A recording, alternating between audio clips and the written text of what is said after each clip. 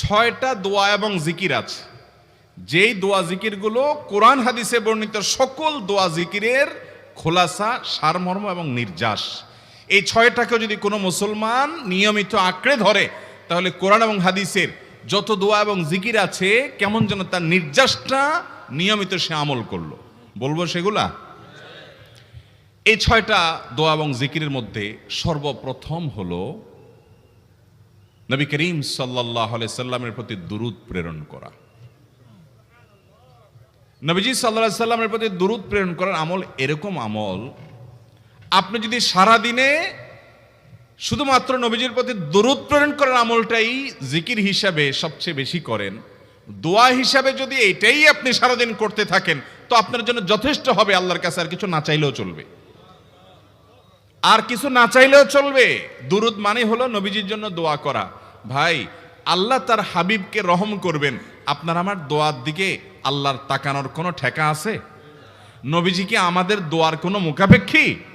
কিন্তু আমরা তার জন্য দোয়া করলে ওই চান্সে আল্লাহ তাআলা আমাদের প্রতি অনুগ্রহ করবেন। একবার না, আপনি নবীজির প্রতি একবার রহমতের দোয়া করবেন, একবার দুরূদ পাঠ করবেন। মান সাল্লা আলাইয়া মাররাতান সাল্লাল্লাহু আলাইহি আশারা। নবীজি সাল্লাল্লাহু আলাইহি সাল্লাম বলেছেন, একবার আমার জন্য তোমরা দোয়া করলে, আমার প্রতি দুরূদ পাঠ করলে, আল্লাহ তাআলা তোমাদের জীবনে 10 বার 10 জায়গায় 10 টাইমস তোমাদের উপর আল্লাহ তাআলা অনুগ্রহ করবেন। আপনি টেরও পাবেন না কত জায়গায় আল্লাহ অনুগ্রহ করেছেন। আল্লাহ বাঁচাই দিয়েছেন, একটুর জন্য শেষ হয়ে যান নাই। ওই যে দুরূদ পড়ছেন, আল্লাহ তাআলা রক্ষা করছে, আপনি খবরও নাই। আল্লাহ তাআলা আপনার প্রতি বিশাল একটা দান করছে, আপনি লক্ষ্যও করেন নাই। ওই যে দুরূদ পড়ছেন একবার, 10 বার রহমত হবে। এভাবে যত দুরূদ পড়বে সে তত রহমত এবং অনুগ্রহ পাবে। এক সাহাবী বলেছেন, ইয়া রাসূলুল্লাহ, আমি আমার দোয়ার কত অংশ আপনার জন্য রিজার্ভ রাখবো? আমি তো আল্লাহর কাছে অনেক কিছু চাইবো, অনেক কিছু নিবেদন করব, আপনার জন্য যেন আল্লাহ রহমত নাজিল করে, এটাই হলো দুরূদ। এই দুরূদটা আমি কি পরিমাণ রাখবো? 4 ভাগের 1 ভাগ, 3 ভাগের 1 ভাগ, অর্ধেক?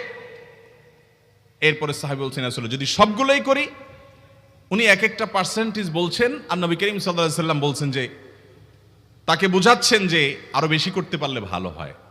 তো সাহাবী বাড়াইতে বাড়াইতে শেষ পর্যন্ত বলেন যে, আমার দোয়া যদি সবগুলো আপনার জন্য করি, আমি যদি আর কোনো দোয়া না করি, শুধু আপনার জন্যই দোয়া করি, নবী করিম সাল্লাল্লাহু আলাইহি সাল্লাম তাকে সুসংবাদ দিলেন যে, তাহলে তোমার আর কোনো সমস্যা থাকবে না, সব সমস্যা দূর হয়ে যাবে, তোমার কোনো পেরেশানি থাকবে না। ভাইরা আমার, দুরূদের আমল এমন একটা আমল যে আপনার জীবনে কোনো বিপদ, কোনো মুসিবত, কোনো পেরেশানি, কোনো সমস্যা দেখা দিয়েছে, আপনি যদি দুরূদ পড়তে থাকেন, কোনো কিছু মনে আসছে না, অনেক সময় ছাত্র জিজ্ঞেস করে, ভাই পরীক্ষার হলে পড়া ভুলে গেছি, কি করব? আমি দুরূদ পড়া শুরু করেন। আরবদেরকে দেখা যায় কোনো কিছু ভুলে গেলে তারা বলে আল্লাহুম্মা সাল্লি আলা মুহাম্মদ, আল্লাহুম্মা সাল্লি আলা মুহাম্মদ, এটা শুরু করে তারা। কারণ নবী করিম সাল্লাল্লাহু আলাইহি সাল্লাম এর হাদিস থেকে স্পষ্টভাবে, একটি নয় বহু হাদিস থেকে প্রমাণিত, যে ব্যক্তি দুরূদটা নিয়মিত পাঠ করবে, সালাত আলা নবীটাকে যে ব্যক্তি আঁকড়ে ধরবে, সব সময় তার মুখ থেকে সালাত সালাত সালাম চলতে থাকে, এই ব্যক্তির সকল গুনাহ আল্লাহ মাফ করে দিবেন, সকল পেরেশানি আল্লাহ তাআলা মুক্ত করে দিবেন। ভাইরা আমার, দুরূদের আমলটা এত গুরুত্বপূর্ণ আমল, এটা আমরা করি এখন। অনেকে আছেন যে আনুষ্ঠানিকতা যখন থাকে দুরূদের, মিলাদের, তখন একটু সালাত আলা নবী যেভাবেই করেন। আর বাকি অনেকে আছেন যেগুলো করারও কোনো খোঁজ খবর নাই। দুরূদ বেশি বেশি করে পাঠ করবো তো ইনশাআল্লাহ। সবচেয়ে শ্রেষ্ঠ দুরূদ, সবচেয়ে উত্তম দুরূদ হলো দুরূদ ইব্রাহিম, যেটা নামাজে পড়েন। আর সবচেয়ে সংক্ষিপ্ত দুরূদ হলো সাল্লাল্লাহু আলাইহি ওয়াসাল্লাম। এছাড়া নবীজির প্রতি দোয়ামূলক যে কোনো দুরূদই আল্লাহর কাছে গ্রহণযোগ্য হতে পারে, যদি দুরূদের অর্থের মধ্যে, কথা বলার মধ্যে খারাপ কিছু না থাকে। দুরূদের নামে অনেকগুলো দুরূদ প্রচলিত আছে বিভিন্ন বই পুস্তকে, অমুক দুরূদ পড়লে অমুক এত নেকি হয়, বা অমুক দুরূদ পড়লে এতবার পড়লে ওই বিপদ দূর হয়। এগুলো কোনো হাদিস নির্দেশিত না, এগুলো হয়তো কারোর তাজরিবা, অভিজ্ঞতা নির্ভর। কিন্তু হাদিস নির্দেশিত দুরূদ হলো দুরূদ ইব্রাহিম, আর সবচেয়ে সংক্ষিপ্ত দুরূদ হলো সাল্লাল্লাহু আলাইহি সাল্লাম। অর্থের ভিতরে যদি খারাপ কিছু, শিরকের কিছু না থাকে, নবীকে আবার আল্লাহর পর্যায়ে পৌঁছানোর মতো গুমরাহি যদি না থাকে দুরূদের অর্থের মধ্যে, তাহলে যে কোনো দুরূদই আপনি আল্লাহর কাছে পেশ করতে পারেন। তাহলে 6টা দোয়া হলো কোরআন হাদিসের শত শত সহস্র দোয়ার নির্যাস এবং খোলাসা। তার 1 নম্বর হলো দুরূদের আমল। করবো না বেশি বেশি ইনশাআল্লাহ? আমার জীবনে বহুবার এমন হয়েছে, বহুবার এমন এমন বিপদ যে দেয়ালে পিঠ ঠেকে গেছে, এখান থেকে উদ্ধারের কোনো পথ আর চোখের সামনে দেখা যাচ্ছে না। আমি এই আমলটি, এর পাশাপাশি ইস্তেগফারের আমল যেটা দ্বিতীয় নম্বরে বলবো আমি, এই দুটি আমল কন্টিনিউয়াসলি করে গেছে, হরদম প্রতি নিঃশ্বাসে নিঃশ্বাসে, বাস টয়লেটের টাইম বাদে বাকি ফুল টাইম এটা দুরূদ এবং ইস্তেগফার অব্যাহত রাখছি। আল্লাহ তাআলা এমন ভাবে অলৌকিক ভাবে উদ্ধার করেছেন যে আমার কল্পনায়ও আসে না যে এখান থেকে এভাবে হেল্প হতে পারে। ভাইরা আমার অভিজ্ঞতার 2 পয়সার কোনো মূল্য নাই। আমার অভিজ্ঞতা কি আসলো না আসলো এটাতে কিছু আসা যায় নাই। রহমতুল লিল আলামিন আল্লাহর রাসূল আল্লাহর নবী ওয়াদা করেছেন যে আপনার পেরেশানি দূর হবেই হবে ইনশাআল্লাহ। অতএব দুরূদের আমল বেশি বেশি করব না ইনশাআল্লাহ। নাম্বার 2, ইস্তেগফার। ইস্তেগফার ইস্তেগফার এটাও বেশি বেশি করতে হবে, দুরূদও বেশি বেশি করতে হবে। দুরূদের ব্যাপারে নবী করিম সাল্লাল্লাহু আলাইহি সাল্লাম এক হাদিসে বলেছেন, আকসিরু আলাইয়া মিনাস সালাতি মিন ইয়াউমিল জুমআতি ওয়া লাইলাতিল জুমআহ। জুমার রাতে আর জুমার দিনে, অর্থাৎ বৃহস্পতিবার দিবাগত রাত আর জুমার দিন শুক্রবার, এই সময়গুলোতে তোমরা আমার প্রতি বেশি বেশি দুরূদ পাঠ করো। এই যে নবীজি বলছেন বেশি বেশি পাঠ করো, তাহলে দুরূদটা বেশি বেশি পাঠ করতে হবে। ঠিক একইভাবে 2 নম্বর যেটা, দ্বিতীয় আমল যেটা ইস্তেগফার, এটাও বেশি বেশি করতে হবে। কারণ ইস্তেগফার সম্পর্কে কোন হাদিসের ভাষ্যের মধ্যে মান লাজিমাল ইস্তেগফার ভাষ্য এসেছে, অর্থাৎ যে ব্যক্তি ইস্তেগফারকে আঁকড়ে ধরবে, এটাকে কন্টিনিউয়াসলি করবে, ইস্তেগফার কখনো ছাড়বে না, সবসময় তার মধ্যে ইস্তেগফার অব্যাহত থাকবে, ওই ব্যক্তিকে আল্লাহ রাব্বুল আলামিন বিভিন্ন পেরেশানি থেকে সারপ্রাইজড হওয়ার মতো এমন এমন পথ বের করে দিবে যে সে চিন্তাও করে নাই। তার পেরেশানি থেকে মুক্তির পথ আল্লাহ তাআলা দেখায় দিবেন। ইস্তেগফার কিভাবে করবেন ভাই? ইস্তেগফার এমন একটা আমল, এটা ছাড়া তো আমাদের উপায় নাই ভাই। ইস্তেগফার আমাদের দুনিয়ার পেরেশানি দূর করবে, আখিরাতের পেরেশানি দূর করবে। দুনিয়ার পেরেশানি আমাদের বিপদ আপদ মুসিবত, এগুলো রিজিকের অনটন অভাব এগুলা, আর আখিরাতের পেরেশানি হলো আমাদের পাপ গুনাহ এগুলা। কোরআনে কারিমে আল্লাহ রাব্বুল আলামিন সূরা নূহের মধ্যে আল্লাহ নবী নূহ আলাইহিস সালাম তার সম্পর্কে বলছেন, ফাকুলতুস্তাগফিরু রাব্বাকুম ইন্নাহু কানা গাফফারা ইউরসিলিস সামাআ আলাইকুম মিদরারা ওয়া ইউমদিদুকুম বিআমওয়ালিন ওয়া বানিন ওয়া ইয়াজআল লাকুম জান্নাতিন ওয়া ইয়াজআল লাকুম আনহারা। তিনি বলেন, আমি বলেছি আমার জাতিকে তোমরা ইস্তেগফার কাছে ইস্তেগফারটা করতে থাকো। রুটি রুজি নাই, চাকরি নাই, ইনকাম নাই, ব্যবসা খারাপ যাচ্ছে, পেরেশানি হচ্ছে, ইস্তেগফার ধরো, কি হবে? ইন্নাহু কানা গাফফারা। যদি ইস্তেগফার করো, 1 নম্বর লাভ হলো আল্লাহ মাফ করে দিবেন গুনাহ। ইউরসিলিস সামাআ আলাইকুম মিদরারা, যাতে ফসল ভালো হয়, রিজিক ভালো হয়, সেই ব্যবস্থা আল্লাহ করবেন। ওয়া ইউমদিদুকুম বিআমওয়ালিন ওয়া বানিন, ছেলে মেয়ে হয় না অথবা ভালো ছেলে মেয়ে নাই, আল্লাহ তাআলা নেক সন্তান দিয়ে তোমাকে শক্তিশালী করবেন, সম্পদ দিয়ে শক্তিশালী করবেন। ওয়া ইয়াজআল লাকুম জান্নাতিন ওয়া ইয়াজআল লাকুম আনহারা, আল্লাহ তাআলা প্রসবন দিবেন, ফসল দিবেন, বরকত দিবেন রুজিতে। কিসের মাধ্যমে? ইস্তেগফার। কিসের মাধ্যমে ভাই? ইস্তেগফার। আহা, ইস্তেগফারের আমল আমাদের দেশে মানুষ আমরা জানি না ভাই। এটাও আরবদেরকে আমি দেখেছি, সারাক্ষণ তারা অবসর সময়গুলোতে ইস্তেগফার করতে থাকে। আস্তাগফিরুল্লাহ ওয়া আতুবু ইলাইহি, আস্তাগফিরুল্লাহ আস্তাগফিরুল্লাহ। মানে কি? আল্লাহর কাছে আমি ক্ষমা প্রার্থনা করি, আল্লাহর কাছে আমি মাপ চাই, আল্লাহর কাছে আমি তওবা করি, আল্লাহর দিকে আমি ধাবিত হই, আল্লাহর কাছে আমি ফিরে যাই। আস্তাগফিরুল্লাহ আস্তাগফিরুল্লাহ। আপনি বসে আছেন নিরিবিলি, ভাইরা আমার, এখন আর নিরিবিলি বলতে কোনো সময় নাই, এখন আর ফ্রি টাইম নাই, এখন আর আমাদের অবসর টাইম নাই। আস্তাগফিরুল্লাহ কখন বলবো? মোবাইল টিপতে টিপতে টিপতে টিপতে, ফেসবুকের নোটিফিকেশন দেখতে দেখতে দেখতে, লাইক কমেন্ট গুনতে গুনতে আমাদের এখন কোনো ফুরসত নাই। বাহিরে তো নাই, টয়লেটে গেলেও তখন আমাদের ব্যস্ততা মোবাইল নিয়ে, ফেসবুক নিয়ে, ঘুমাইতে গেলেও আমাদের ব্যস্ততা। ও ভাই আমার, অথচ আমার হায়াত শেষ হয়ে যাচ্ছে, আমল নামার শূন্য খালি, ফেসবুক টিপাটিপিতে পরিপূর্ণ। আল্লাহর কাছে কি নিয়ে যাবেন? ইস্তেগফার করবেন তো ইনশাআল্লাহ? অবসর সময় ইস্তেগফার করবেন তো ইনশাআল্লাহ? নিরিবিলি আছেন, একাকী আছেন, ইস্তেগফার চালায় দেন। 10 সেকেন্ড টাইম পাইছেন, ইস্তেগফার শুরু করে দেন। ডাক্তারের কাছে গেছেন, ওয়েটিং এ আছেন, বসে আছেন, ইস্তেগফার করতে থাকেন। সিরিয়াল আছেন কোনো কাজের, ইস্তেগফার করতে থাকেন। ডিউটিতে যাচ্ছেন, গাড়িতে, বাইসাইকেলে, বাইকে, যে কোনো ভাবে পায়ে হেঁটে ইস্তেগফার করতে থাকেন। যে কোনো অবসরের সময়গুলোকে ইস্তেগফার দিয়ে পরিপূর্ণ করে দেন। ভাইরা আমার, ইস্তেগফার সকল সমস্যার সমাধান। ইস্তেগফারের ভিতরে সবচেয়ে শ্রেষ্ঠ ইস্তেগফার হলো সাইয়্যিদুল ইস্তেগফার। সাইয়্যিদুল ইস্তেগফারটা যদি মুখস্থ না পারেন, অন্তত লিখিত ভার্সনটা পড়েন। সাইয়্যিদুল ইস্তেগফারের যে অর্থ, এটার যে মর্ম, বড় হৃদয়গ্রাহী ভাই, বড় মর্মস্পর্শী। ইমানদার এটার অর্থের দিকে তাকায় যদি পড়ে, তো তার অন্তর না গলে পারে না। আল্লাহুম্মা আনতা রব্বি, হে আল্লাহ আপনি আমার রব, আপনি আমার পালনকর্তা লাগেন। আপনার সাথে আমার এই সম্পর্ক, আমি আপনার গোলাম, আপনি আমার রব, এই সম্পর্কটা আপনার সাথে আছে।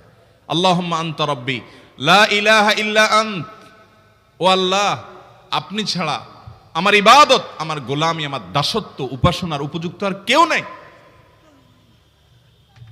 আল্লাহুম্মা আনতা রব্বি লা ইলাহা ইল্লা আন্ত খালাকতানি, আপনি আমাকে সৃষ্টি করেছেন। ওয়া আনা আবদুক, আল্লাহ আমি আপনার গোলাম। দেখেন কিভাবে আল্লাহর সাথে সম্পর্কটার কথা বলা হচ্ছে মুহাব্বতের সাথে। খালাকতানি ওয়া আনা আবদুক, আল্লাহ আপনি আমাকে সৃষ্টি করেছেন আর আমি আপনার গোলাম। ওয়া আনা আলা আহদিকা ওয়া ওয়া'দিকা মাস্তাতা'তু, আল্লাহ আপনার সাথে যে অঙ্গীকার করেছিলাম, আলাস্তু বিরব্বিকুম, আপনি জিজ্ঞেস করেছেন।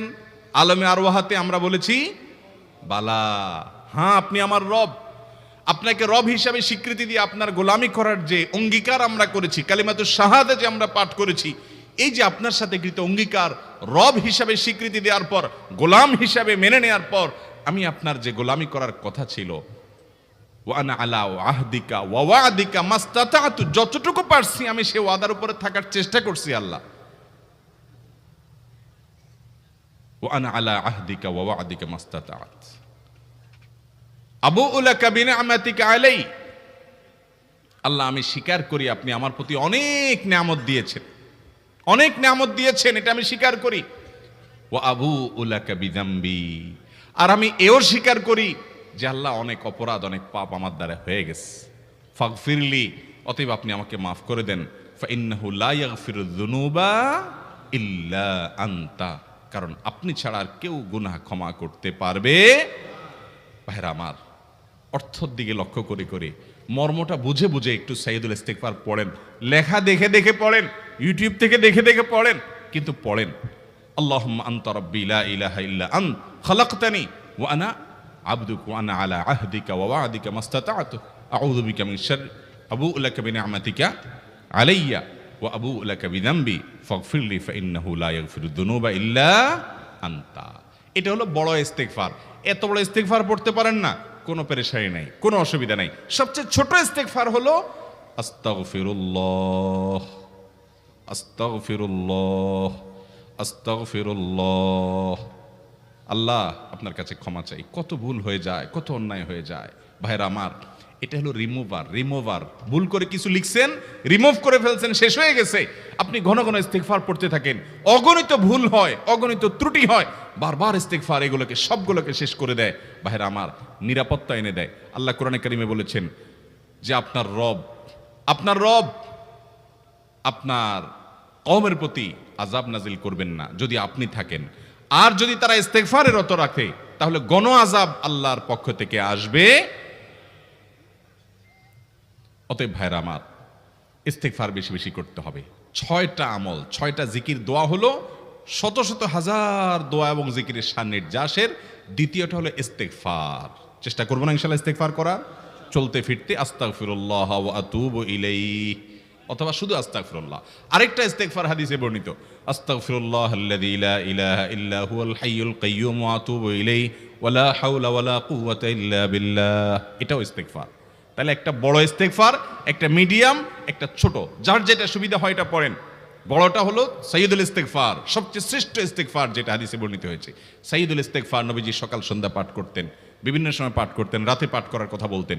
সাইয়্যিদুল ইস্তেগফার পাঠ করলে আল্লাহ রাব্বুল আলামিন ওই দিনে, ওই রাতে, ওই ব্যক্তি মারা গেলে তার সব গুনাহ খাতা মাফ করে তাকে জান্নাত দিবেন ইনশাআল্লাহ। অতএব ভাইরা আমার, সাইয়্যিদুল ইস্তেগফার সবচেয়ে বড়, আস্তাগফিরুল্লাহাল্লাযী লা ইলাহা ইল্লা হুয়াল হাইয়ুল কাইয়্যুম ওয়া আতুবু ইলাইহি ওয়া লা হাওলা ওয়া লা কুওয়াতা ইল্লা বিল্লাহ। এটা হলো মাঝারি ধরনের। আর সবচেয়ে ছোট ইস্তেগফার হলো আস্তাগফিরুল্লাহ ওয়া আতুবু ইলাইহি। তাহলে 6 আমলের কয়টা গেল? 2টা। প্রথমটা হলো দুরুদ আর দ্বিতীয়টা হলো ইস্তেগফার। নাম্বার 3, এটা আমাদের বেশিরভাগ মানুষ জীবনে হয়তো শুনেনও নাই, অনেকে হয়তো শুনছেন, আমল করা হয় না। খুব সীমিত সংখ্যক আল্লাহর বান্দার আমলের তৌফিক হয়। সেটা হলো ইয়া যাল জালালি ওয়াল ইকরাম। এটা একটা জিকির, আল্লাহ তাআলাকে ডাকা, আহ্বান করা, এটাই জিকির। ইয়া যাল জালালি ওয়াল ইকরাম। নবী করিম সাল্লাল্লাহু আলাইহি সাল্লাম বলেছেন, আলিজু বিয়া যাল জালালি ওয়াল ইকরাম। তোমরা ইয়া যাল জালালি ওয়াল ইকরাম এটাকে আঁকড়ে ধরো, এটাকে নিয়মিত করো, বেশি বেশি করে বলতে থাকো এটাকে সব সময় এটাকে মুদাওয়ামাতের সাথে কন্টিনিউয়াসলি এটা বলতে থাকো, ইয়া যাল জালালি ওয়াল ইকরাম। অনেক উলামায়ে কেরাম, মুহাদ্দিসিনে কেরাম ইয়া যাল জালালি ওয়াল ইকরাম কেন নবীজি এত বেশি বলতে বলেছেন, এটার মাধ্যমে আমাদের লাভটা কি, এর ব্যাখ্যা করতে গিয়ে বলেছেন ইয়া যাল জালাল মানে হলো হে মহান, মহান বড়ত্বের অধিকারী, হে জালালের অধিকারী, হে জালাল। ওয়াল ইকরাম হে দানশীল। তাহলে প্রথম বাক্যে আল্লাহর বড়ত্বের কথা স্বীকৃতি দিয়ে প্রশংসা করা হয়, আর দ্বিতীয় বাক্যে হে দানশীল বলে আল্লাহ তাআলার কাছ থেকে চাওয়া হয় যে আপনি যেহেতু দানশীল এবং আপনি যদি মহান, অতএব আপনি আমাকে দান করেন। এটা ডাকলেই, আল্লাহকে এই বলে ডাকলেই চাওয়া হয়ে যায়। এই জন্য বেশি বেশি করে ইয়া যাল জালালি ওয়াল ইকরাম পড়তে হবে। অনেকে হয়তো নতুন শুনেছেন, আজকে থেকে শুরু করে দিবেন ইয়া যাল জালালি, সকাল বিকাল মনে থাকে না তো লিখে লিখে ওয়ালে টাঙ্গায়া দেন। বাসা বাড়িতে এমন জায়গায় লিখে রাখেন তাকাইলে নজরে পড়ে, কারণ মোবাইলে আমাদেরকে সবকিছু ভুলাই দেয়, দুনিয়ার ব্যস্ততা সব ভুলাই দেয়। এই জন্য বেশি বেশি ইয়া যাল জালালি ওয়াল ইকরাম পড়বো। 3টা হয়ে গেল। নাম্বার 4 নম্বর যে দোয়া এবং জিকির করতে নবী করিম সাল্লাল্লাহু আলাইহি সাল্লাম সব সময় আমাদেরকে উৎসাহ দিয়েছেন, অনুপ্রেরণা দিয়েছেন। এবং ইবনে সাদি রাহিমাহুল্লাহ তিনি 6টা নির্যাস দোয়া এবং জিকির যে বলেছেন তার 4 নম্বর হলো লা হাওলা ওয়ালা কুওয়াতা ইল্লা বিল্লাহ। লা হাওলা ওয়ালা কুওয়াতা ইল্লা বিল্লাহ। লা হাওলা ওয়ালা কুওয়াতা ইল্লা বিল্লাহ, এটা হলো সারেন্ডার করা, আল্লাহর কাছে সারেন্ডার করা, আত্মসমর্পণ করা। মানে আল্লাহ ছাড়া কোনো ভালো কাজ করার ক্ষমতা কারণ নাই, করার তৌফিক দেওয়ার ক্ষমতা কারণ নাই, আর পাপ থেকে বাঁচানোরও ক্ষমতা কারণ নাই। এই জন্য আমি কেমন যেন আল্লাহর কাছে সারেন্ডার করছেন, লা হাওলা ওয়ালা কুওয়াতা ইল্লা বিল্লাহ। কোন অবস্থা, কোন সামর্থ্য এগুলো কারোর কাছে নাই, শুধুমাত্র কার কাছে আছে? আল্লাহর কাছে আছে। এই অর্থ বুঝে আপনি লা হাওলা ওয়ালা কুওয়াতা ইল্লা বিল্লাহ বেশি বেশি পাঠ করবেন। নবী করিম সাল্লাল্লাহু আলাইহি সাল্লাম বলেছেন, তোমাদেরকে কি আমি জান্নাতের একটা ভান্ডারের খবর দিব, যেটা জান্নাতের ভান্ডার, সওয়াব টওয়াব না, সাধারণ অল্প স্বল্প সওয়াব না, পুরো জান্নাতের ভান্ডারের সন্ধান দিয়ে দিব। সাহাবা ইকরাম তো চাইতেনই সেটা। নবীজি সাল্লাল্লাহু আলাইহি সাল্লাম তখন বলেছেন যে লা হাওলা ওয়ালা কুওয়াতা ইল্লা বিল্লাহ, এটা হলো কানজুম মিন কুনুজিল জান্নাহ, জান্নাতের ভান্ডার সমূহের মধ্যে থেকে একটা বড় ভান্ডার হলো লা হাওলা ওয়ালা কুওয়াতা ইল্লা বিল্লাহ। অতএব এই আমলটাও বেশি বেশি করবেন। 4 নম্বর আমল হয়ে গেল। দুরুদের আমল 1, ইস্তিগফার আমল 2, ইয়া যাল জালালি ওয়াল ইকরাম 3, লা হাওলা ওয়ালা কুওয়াতা ইল্লা বিল্লাহ। কয়টা হলো? 4। 5 নম্বর আমল হলো দোয়া ইউনুস। দোয়া ইউনুস জানা আছে তো? লা ইলাহা ইল্লা আনতা সুবহানাকা ইন্নী কুনতু মিনাজ জালিমিন। ভাইরা আমার, অর্থের দিকে তাকায়া মাঝে মধ্যে মোবাইল টোবাইল সব ফালায় রেখে একটু আল্লাহর সাথে কথা বলবেন, আল্লাহর সাথে একটু কানেক্টেড হওয়ার চেষ্টা করবেন, আল্লাহর সাথে একটু সংযুক্ত হওয়ার চেষ্টা করবেন। ডিসকানেক্টেড তো পুরো লাইফটা কাটাই দিলেন, একটু কানেক্টেড হওয়ার চেষ্টা করেন। প্রতিদিন কিছু সময় বসে একটু জিকির করেন, চলতে ফিরতে একটু আল্লাহকে সময় দেন। আপনি উপকৃত হবেন, আপনার কল্ব জিন্দা হবে, আমল নামা সওয়াবে পরিপূর্ণ হবে। লা ইলাহা ইল্লা আনতা সুবহানাক ইন্নী কুনতু মিনাজ জালিমিন। অর্থের দিকে তাকান, কত মর্মস্পর্শী। লা ইলাহা ইল্লা আনতা, আল্লাহ আপনি ছাড়া কোনো সত্যিকারের মাহবুদ নাই, উপাস্য নাই। সুবহানাক, আপনি পবিত্র, আমি আপনার পবিত্রতা জ্ঞাপন করছি। ইন্নী কুনতু মিনাজ জালিমিন, তবে আমি সেসব মানুষদের অন্তর্ভুক্ত যারা নিজের প্রতি নিজে জুলুম করেছে, অবিচার করেছে, অন্যায় করে আমার নিজের পায়ে নিজে কুড়াল মেরেছি বহু। অতএব আপনি আমাদের প্রতি রহম করেন। এই দোয়া পাঠ করে আপনারা সবাই জানেন আল্লাহর একজন নবী, তিনি জীবনের সবচেয়ে কঠিন পরিস্থিতির মুখোমুখি হয়ে এমন বিপদে পড়েছেন যে বিপদ থেকে উদ্ধারের কোনো পথ ছিল না। দুনিয়াবী সকল সিস্টেম বলবে যে সমুদ্রে নিক্ষেপিত হয়ে বিশাল বড় সমুদ্রের প্রাণী মাছের পেটে চলে গেলে সে মানুষ আবার বাঁচে কিভাবে? মুহূর্তের ভিতরে তো মারা যাবে অক্সিজেনের অভাবে। এটাই দুনিয়ার সিস্টেম বলে। আল্লাহ তাআলা অলৌকিকভাবে, লৌকিক সিস্টেমের ঊর্ধ্বে রেখে আল্লাহ তাআলা তাকে এই বাক্য পাঠ করার কারণে এর মাধ্যমে আল্লাহ তাকে মুক্তি দান করেছেন। এবং আল্লাহ তাআলা এই ঘটনা কোরআনে উল্লেখ করার পর একটা সুসংবাদ বলছেন আমাদের সবার জন্য, বিরাট বড় আনন্দের সংবাদ। আল্লাহ বলেছেন, ওয়াকাযালিকা নুনজিল মুমিনিন। এই বাক্য পাঠ করার পর ইউনূস আলাইহিস সালামকে শুধু রক্ষা করেছেন আল্লাহ, তাই নয়, আল্লাহ বলেছেন একইভাবে তাকে যেরকম রক্ষা করেছি, এই বাক্য যদি কেউ পড়ার মতো পড়ে, হক আদায় করে পড়ে, মনের গভীর থেকে পড়ে, মর্ম উপলব্ধি করে পড়ে, নিয়মিত পড়ে, ওয়াকাযালিকা নুনজিল মুমিনিন, ঈমানদারদেরকে আমি রক্ষা করে দেব এভাবে। আরো শুনবেন, আমাদের প্রিয় নবী সাল্লাল্লাহু আলাইহি ওয়াসাল্লাম বলেছেন, তোমরা আমার ভাই ইউনূস ইবনে মাত্তা যে দোয়া করেছে, ওই দোয়াটাকে তোমরা আঁকড়ে ধরবা, যে কোনো বিপদে আপদে মুসিবতে আল্লাহর কাছে চাইবা। ভাইরা আমার, আমরা বিপদ আপদে পড়লে হুজুরদের কাছে চলে যাই দোয়ার জন্য, অনেকে মাজারে চলে যায়, সেখানে মানত করে, টাকা পয়সা দেয় বিপদ উদ্ধার করার জন্য। কপাল পোড়া জানে না ও কার গোলাম, ও আরশে আজিমের মালিকের গোলাম, তার সাথে ডাইরেক্ট কানেক্টেড হওয়ার সুযোগ আছে, শুধু ইউজ করলেই হয়, সুইচ দিলেই হয়। কপাল পোড়া জানে না, ডানে বামে গিয়ে নিজের আমল বরবাদ করে, ঈমান বরবাদ করে, তাওহীদ নষ্ট করে। ভাইরা আমার, তাহলে যে কোনো সমস্যা ফিল করি অথবা স্বাভাবিক অবস্থাতে দোয়া ইউনূস পাঠ করব, লা ইলাহা ইল্লা আনতা সুবহানাকা ইন্নী কুনতু মিনাজ জালিমিন। এইবারের রমজানে আমি আল্লাহর কাছ থেকে আমার গুনাহগুলো মাফ করাইয়াই ছাড়ব। প্রত্যেক দিন ভাইরা আমার, রমজানের প্রত্যেকটা দিন আল্লাহ তাআলা বহু মানুষকে সাধারণ ক্ষমা ঘোষণা করেন। যাই করছো বান্দা সব মাফ, সাধারণ ক্ষমা ঘোষণা করেন কিছু মানুষকে। সেই সৌভাগ্যবান মানুষগুলোর কাতারে আমি ঢোকার জন্য চেষ্টা করবই করব, এই প্রতিজ্ঞা করা, এটা হলো প্রস্তুতির অংশ, যে এইবারের রমজানকে আমি আর হেলায় হারাতে দেব না, আমি এবার রমজানে আমার গুনাহ মাফ করাইয়াই ছাড়বো। এই প্রতিজ্ঞা এখন থেকে করতে হবে ইনশাআল্লাহ। আমাদের পূর্বসূরি সোনালী যুগের স্বর্ণ মানব সালাফে সালেহিন, তারা রমজানের 6 মাস আগে থেকে প্রস্তুতি গ্রহণ করা শুরু করতেন, যে রমজান আসছে, আমাকে ইবাদতবন্দি করতে হবে, মানসিক প্রস্তুতি নিতেন, অপেক্ষা করতেন, প্রহর গুনতেন, ক্ষণ গণনা শুরু করতেন, দিন গণনা শুরু করতেন, যে কখন রমজান আসবে আর কখন আমরা ইবাদতবন্দি করব।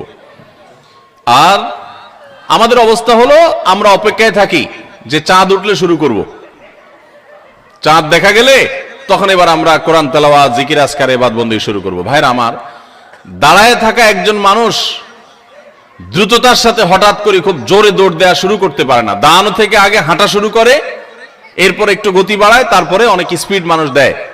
একটা গাড়ি যখন দাঁড়ানো থাকে, ওই দাঁড়ানো গাড়িটাকে হঠাৎ করে 100 মাইল স্পিডে চালানো যায় না। আগে 10, 20, 30 স্পিডে চালাইতে হয়, এরপর আস্তে আস্তে উঠাইতে 100, 150 পর্যন্ত উঠাইতে পারে। আপনি দাঁড়িয়ে আছেন, ইবাদতবন্দি করছেন না, অপেক্ষা করছেন রমাদান আসবে, তখন আপনি দিবেন দৌড়, একেবারে আমল করে শেষ করে ফেলবেন। যারা রমজানের চাঁদ উঠার জন্য অপেক্ষা করে, যে চাঁদ উঠলে কোরআন তেলাওয়াত শুরু করব, চাঁদ উঠলে জিকির আজকার শুরু করব, চাঁদ উঠলে দোয়া দরুদ শুরু করব, রোজা শুরু করব, নফল নামাজ শুরু করব, দান সাদেকা শুরু করব, এদের বেশিরভাগ মানুষের অবস্থা হলো রমজান দেখতে দেখতে চলে যায়, তার ইবাদত আর করা হয় না। এজন্য রমজানের আগে থেকেই যে আমলগুলো আপনি রমাদানে করবেন তার রিহার্সাল করতে হয়, প্রস্তুতি নিতে হয়। তো যে প্রস্তুতিগুলো আমাদের রমাদানকে অর্থবহ করতে পারে, ইবাদত বন্দিগি দিয়ে সাজাতে পারি, আমরা সমৃদ্ধ করতে পারি, এবং যেই রমাদানটা আমার জীবনে যতগুলো রমজান আসছে তার মধ্যে এটা একটা স্পেশাল রমাদান হবে, এই রমজানকে আমি অন্য রমজান থেকে পার্থক্য করতে পারবো, এই রমাদান আমার জন্য অনেক তৃপ্তিদায়ক হবে, এই রমাদান যাওয়ার পরে আমার মনে হবে যে আলহামদুলিল্লাহ এই বছর আমি আল্লাহকে মন ভরে প্রাণ ভরে ইবাদত করতে পেরেছি, তাকওয়া চর্চা করতে পেরেছি, আমার ভালো লাগা কাজ করবে, আমার দিল গাওয়াহ এবং সাক্ষ্য দিবে। সেই রকম রমাদান কাটাতে হলে আপনাকে রমাদানের আগে থেকে অনেকগুলো প্রস্তুতি নিতে হবে। প্রস্তুতি নম্বর 1 নম্বর প্রস্তুতি হলো, আমাদের রমাদানের আগ পর্যন্ত, এই যে গত রমজান থেকে এই রমাদান পর্যন্ত বা জীবনের শুরু থেকে এই পর্যন্ত যত পাপাচার আমরা করেছি, যত গুনাহ করেছি, যত অন্যায় করেছি, রমজানে ইবাদত বন্দিগির প্রস্তুতির অংশ হিসেবে সেই গুনাহ এবং পাপাচারগুলো থেকে আল্লাহর কাছে মাপ চাইতে হবে, ইস্তিগফার করতে হবে, ক্ষমা প্রার্থনা করতে হবে, বলতে হবে মাবুদ আমি যে অপরাধী, আমি যে পাপিষ্ট, কত গুনাহ করেছি, কত অন্যায় করেছি, তোমার কাঠগড়ার আসামি আমার নামে বহু মামলা হয়ে আছে। এত অপরাধ করার পর রমাদানে যখন আল্লাহ তাআলা রহমত, বরকত, মাগফিরাত, নাজাত, বহুবিধ কল্যাণ তার বান্দাদেরকে দিবেন, পাপিষ্টরা তো সাধারণত আল্লাহর এই রহমতগুলো থেকে বঞ্চিত হয়। তো আল্লাহ আমার গুনাহ খাতাগুলো যেগুলো আগে ছিল সেগুলো সব মাফ করে আমার রমাদানে তোমার যে রহমত বরকত নাজিল হবে সেটার জন্য আমাকে একটু উপযোগী করে দাও, আমি যেন পাপিষ্ট হয়ে তোমার রহমত থেকে বঞ্চিত না হই। এখন থেকে সেই দোয়া করা, সেই চোখের পানি ফেলা, ইস্তেগফার করা, এটা রমজানের প্রস্তুতির অংশ। মক্কার ইমাম শেখ আব্দুর রহমান আস-সুদাইস হাফিজাহুল্লাহ, তার কাছে কিছু যুবক, সৌদিয়ান কিছু যুবক একবার যে বললেন যে আমরা প্রতি বছর রমজান আসার আগেই প্রস্তুতি নেই মানসিকভাবে যে আমরা এবার রমজানে অনেক ইবাদত বন্দি করব, কোরআনটা খতম দিব, 5 ওয়াক্ত নামাজ 1 ওয়াক্ত আমরা ছাড়বো না, রমজান আসলে আমরা অনেক ভালো ভালো কাজ করব, আমরা এগুলো পরিকল্পনা করি। কিন্তু দুঃখের বিষয় হলো দেখতে দেখতে রমজানটা চলে যায়, শেষের দিকে আফসোস হয় এবং একটু খারাপ লাগা কাজ করে এবং দিন শেষে রমজান পার হয়ে যায় এবং আমরা আবার অপেক্ষায় থাকি, ঠিক আছে তাহলে পরের বছর করব। এভাবে রমজানে আর ইবাদতের তৌফিক হয় না। এত চেষ্টা করি, এত নিয়ত করি, কিন্তু আসলে না ওই কোরআনটাও ভালো করে খতম দিতে পারি, খতম দিলেও কোন রকম খতম হয়, সুন্দর করে পড়া হয় না, ধীরস্থিরতার সাথে তেলাওয়াত করা হয় না, নামাজটা ঠিক মতো পড়া হয় না, কোনো ফাঁক দিয়া তারাবি মিস হয়ে যায়, আমার গুনাহ হয়ে যায়। আমি ভালো থাকতে চাই কিন্তু রমাদানে ইবাদত করার তৌফিকটা হয় না। কেনই অবস্থা হয় আপনি আমাদেরকে একটু নসিহত করেন। তখন শেখ সুদাইস হাফিজাহুল্লাহ তিনি তাদেরকে বলেছিলেন যে আমার মনে হয় রমজান যখন শুরু হয়, আল্লাহর অবারিত রহমত যখন ঢেকে ফেলে ইমানদারদেরকে, যারা নিজের পাপাচারে, নিজের কৃতকর্মে, নিজের অপরাধে, নিজের গুনাহের কারণে আল্লাহর রহমত থেকে বহু দূরে সরে গেছে, তারা আল্লাহর রহমতের উপযুক্ততা হারিয়ে ফেলেছে। সেই উপযুক্ততা হারিয়ে ফেলার কারণেই আমরা অনেকেই ইবাদত করতে চাই কিন্তু বেটে বলে হয় না। আমরা অনেক চিন্তা করি, অনেক কিছু করব, কিন্তু হয়ে ওঠে না, রমজানটা চলে যায়, কপাল পোড়া হয়ে যায়। রমজানে যদি ইবাদত করতে না পারেন তো এটা শুধু শখের ব্যাপার না, রমজানে ইবাদত করতে না পারলে তো স্বয়ং নবী সাল্লাল্লাহু আলাইহি সাল্লাম এবং জিবরিলের বদদুয়ার ভাগীদার হবেন। বাউদামান আদরাকা রমাদান ফালাম ইগফারলাহ ওয়ালাম ইগফারলাহ, যে ব্যক্তি রমজান পেল অথচ তার রমজানের গুনাহ খাতাগুলোকে মাফ করাইতে পারলো না, আল্লাহর রহমতের ভাগীদার হতে পারলো না, এ তো কপাল পোড়া, এ ধ্বংস অনিবার্য। তাহলে আমরা আল্লাহর রহমত থেকে বঞ্চিত হই, ধ্বংসের দ্বারপ্রান্তে চলে যায়। রমজানে কত মানুষকে আল্লাহ মাফ করেন, আমি কপাল পোড়ার মতো সেই জায়গায় দাঁড়ায় আছি। আগে যা ছিলাম রমজানও তাই, একটু রোজা রাখলাম, একটু ইফতার করলাম, একটু সাহারি খেলাম, একটু তারাবি টুকটাক পড়লাম, বাস এ হলো আমার রমজান। রমজান চলে যায়, আমার চোখের পানি আসে না, আমার দোয়া আসে না, আমার কান্নাকাটি আসে না, আমার ক্ষমা প্রার্থনা আসে না, আমার তওবা আসে না, আমার ইস্তিগফার আসে না, আমার জীবনটা পরিবর্তন হয় না, আমার সংশোধন হয় না, আমার আত্মশুদ্ধি হয় না, আমি কপাল মতো পোড়ার মতো পড়ে থাকি। এর অন্যতম প্রধান কারণ হলো যে আমি সারা বছর পাপাচার করে আল্লাহর রহমত থেকে এত দূরে সরে গেছি যে রমাদানের আল্লাহর এই রহমতের উপযুক্ততা আমার হারিয়ে ফেলেছি। এজন্য শেখ সুদাইস তাদেরকে বলেছিলেন আমার মনে হয় আমাদের গুনাহ এবং পাপাচারের কারণে আল্লাহর রহমতের উপযুক্ততা আমরা নষ্ট করে ফেলেছি।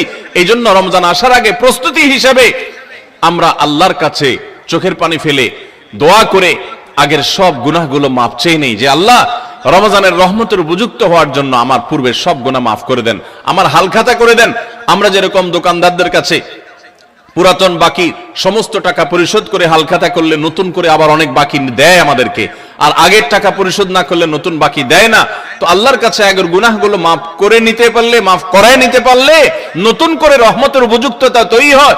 এই জন্য রমজানের প্রস্তুতির অংশ হিসেবে প্রথম প্রস্তুতির কথা বলেছি, আল্লাহর কাছে আসুন নিজের কৃত পেছনের সমস্ত গুনাহ, সমস্ত খাতা, সমস্ত ভুল, সমস্ত বিচ্যুতি, সমস্ত ত্রুটি, সমস্ত পাপাচার, সমস্ত জুলুম, যত অন্যায় করেছি, চোখের গুনাহ করেছি, মুখের গুনাহ করেছি, মোবাইলে গুনাহ করেছি, ফেসবুক ইউটিউব মোবাইল করেছি, যত গুনাহ করেছি সমস্ত গুনাহ থেকে আল্লাহর কাছে মাফ চাই এবং দোয়া করি আল্লাহ তুমি সব গুনাহগুলো মাফ করো, তুমি আহকামুল হাকিমিন, তুমি গফুরুর রহিম, তুমি সবকিছু করতে পারো। রমজান আসছে, প্রতিবারই আমার রমজান দেখতে দেখতে চলে যায়, ইবাদত করতে পারি না, এবার আমি তোমার রহমত পেতে চাই মাবুদ, এই জন্য তুমি আমাকে মাফ করে দাও। এই জন্য প্রথম প্রস্তুতি হলো আল্লাহর কাছে তওবা ইস্তেগফার করে নিজের গুনাহগুলোকে ধুয়ে মুছে পরিষ্কার করে রমজানের জন্য রহমতের অপেক্ষা করা চেষ্টা করব না ইনশাআল্লাহ। আল্লাহ আমাদের সবাইকে, আমরা যারা আছি, যারা শুনছি, আল্লাহ আমাদের সবাইকে আপনি রমাদান আসার আগে আগে আমাদের গুনাহগুলোকে মাফ করে আপনার রহমত থেকে দূরে সরার মতো যে সমস্ত অপরাধ করে বসে আছি, আল্লাহ সেগুলো থেকে আমাদের ফিরে আসার তৌফিক দেন এবং আমাদের গুনাহ খাতাগুলো মাফ করে দেন। ভাইরা আমার, তাহলে 1 নম্বর প্রস্তুতির কথা বললাম। রমজানের প্রস্তুতির অংশ হিসাবে সকল গুনাহ খাতা থেকে আল্লাহর কাছ থেকে মাপ চেয়ে নিজের প্রোফাইলটাকে ক্লিন করে ফেলবো, সব পরিচ্ছন্ন করে ফেলবো, নতুন করে হালখাতা করে রমজানের জন্য শুরু করতে পারি। তাহলে দেখবেন ইবাদতের স্বাদ পাওয়া যাচ্ছে, ইবাদতের তৃপ্তি পাওয়া যাচ্ছে, ইবাদত করতে ভালো লাগার কাজ করছে। আল্লাহ আমাকে, আপনাকে, আমাদের সবাইকে সেই তৌফিক দান করুন। দ্বিতীয় যে করণীয় আছে রমজানের প্রস্তুতির অংশ হিসাবে, সেটা হলো রমজান মাসের যে ফজিলত এবং মর্যাদা আছে, রমজান মাসের রোজার যে মাসলা মাসাইল আছে, এগুলো এখন থেকে শেখা শুরু করতে হবে। তাহলে মানসিকভাবে আপনি প্রস্তুতি নিতে পারবেন যে রমজান আসছে। আপনি রমজান শুরু হওয়ার পরে যদি এবার মাসলা শেখা শুরু করেন, তো শিখতে শিখতেই তো আপনার কয়েকদিন চলে যাবে, একটা মাস দেখতে দেখতে চলে যায়। এজন্য রমজানের প্রস্তুতির অংশ হিসাবে এখন থেকে রমজানের কি মর্যাদা, রোজার কি মর্যাদা, মানুষকে ইফতার করালে কি লাভ, রমজান মাসে গুনাহ থেকে বেঁচে থাকার অপরিহার্যতা কি রয়েছে, রোজা রেখে যদি আমি গুনাহ করি তাহলে রোজার কোনো লাভ নেই, উপাস থাকার মতো, এগুলো আগে থেকে জানতে হবে, শিখতে হবে, বুঝতে হবে। রমজানের ফাজাইল এবং মাসাইল, রমজানের তাৎপর্য, মাহাত্ম্য, মর্যাদা কি, সেগুলো জানবো এখন থেকে, এবং করণীয় কি সেগুলো আমরা ঠিক করব। আমাদের একটা বক্তব্য ইউটিউবে আছে, রমজানের 27টি স্পেশাল আমল, বিশেষ আমল, এগুলো রমাদানের জন্য স্পেশাল। এই 27টি আমল প্রিন্ট করে বা হাতে কলমে কাগজে লিখে আপনি কোথাও টাঙায় রাখেন। এখন থেকে দেখা শুরু করেন যে 27টা আমলের সবগুলো আমি পুরো মাসব্যাপী করব, কোনটা আমি বাদ দিব না। এখন থেকে